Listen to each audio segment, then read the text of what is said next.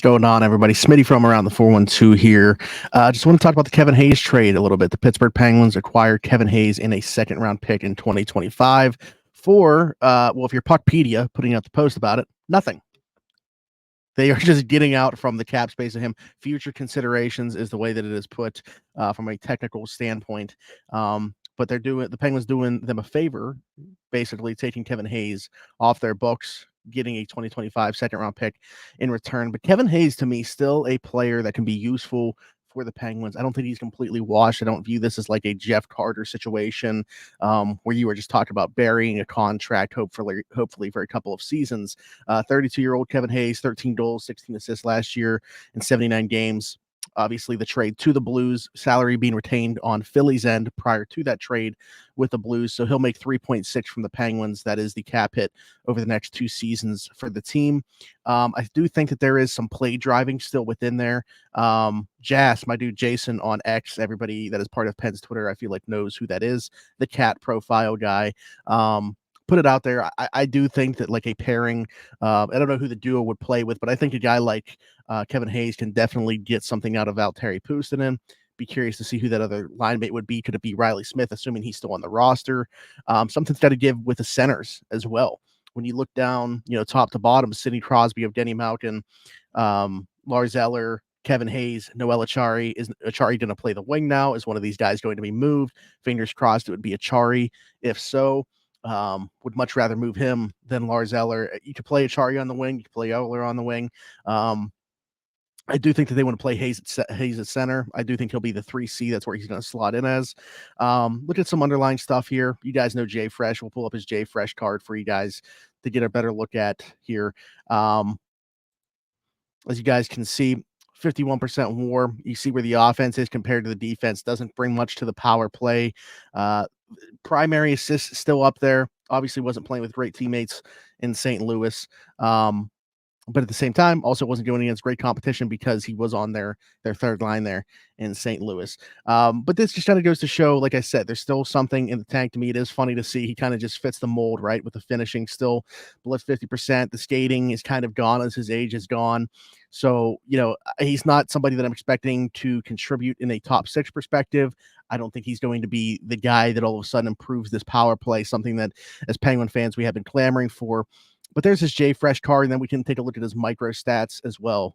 Great information from these folks. If you guys, these are must follows as any hockey fan, in my opinion. You see where his even strength offense is compared to the defense. He can still contribute in that respect as well. Not a guy that plays on the penalty kill, so that kind of goes into my thinking that they would like to keep Lars Eller on the team. So we'll see if that is the case. You see the skating speed, like all the stats, honestly, they're not going to lie to you. They tell the entire picture here, in my opinion. But like I said, I don't think that it's a complete wash here. I do think that they still have a useful player to play within the bottom 6 here for a couple of seasons. And it's a domino to fall. I kind of thought that there would be more activity from the Penguins up until this point. I thought we could see a Tristan Jarry trade. Thought we could see a Reilly Smith trade. Maybe this opens the door up for a Reilly Smith trade or like Lars Eller and Noel Acciari, like I mentioned before. But to me, this is just part of the puzzle in terms of what Kyle Dubas' week is going to look like. Free agency, obviously starting on 7/1. That could be happening depending on the time that you guys are watching this video. But Kevin Hayes in a second-round pick. Let's talk about the second-round pick aspect of this too, right? Because St. Louis, a team that I don't necessarily expect to be very good in the 2024-2025 season, this could be a high second-round pick. And you look at the value that could provide, somewhere in the $6 to $8 million range in terms of what that pick could be worth. I think you're looking at like a floor pick 42-ish. But this could be a very high second-round pick.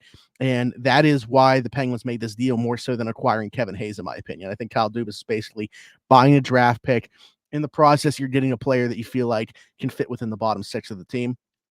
But it's more about the draft compensation for me, and I think for the team in this case here. What's it going to lead to? What is the fallout from this deal? I'm not so sure. We kind of got to watch to see if it plays out. I would think that this means another move is looming from somebody currently on the roster, because I think that they want to be active in free agency as well. Article came out shortly after the draft, that they were trying to move Tristan Jarry. They are trying to move Reilly Smith, not finding suitors on them right now. And a lot of the roster has some type of no movement clause, no trade clause. So it's kind of like I know that Dubas put himself in this situation, so I can't really absolve him of the blame there. But it's going to be really hard for him to get out of some of these contracts. Ryan Graves certainly is one that he would like to have a do-over on. Can't imagine that you're going to find a suitor for that deal. I know a lot of people were hoping that a bad contract would be going the other way in the Kevin Hayes deal, but instead it's them buying a draft pick, which I think people will take as well. Certainly, I'm completely okay with this deal. I think you got a useful player for the bottom six in a 2025, I think, high second round pick out of it for absolutely nothing, just for taking on the contract of the player. So that's where I stand on it. Let me know in the comments your guys' thoughts on the deal. Just wanted to put up a short video discussing. Let me know your thoughts. Be sure to like, subscribe, hit that notification bell. We will, of course, be back in podcast form, long form version, having a discussion about Kevin Hayes in the fallout as well. Of course, we'll be talking about trades that they could make otherwise, and a free agency recap next week. So be sure that you guys hit that notification bell so you know when that's posted. Any video is posted. We appreciate the support. Like, subscribe, hit the notification bell. We'll see you next time.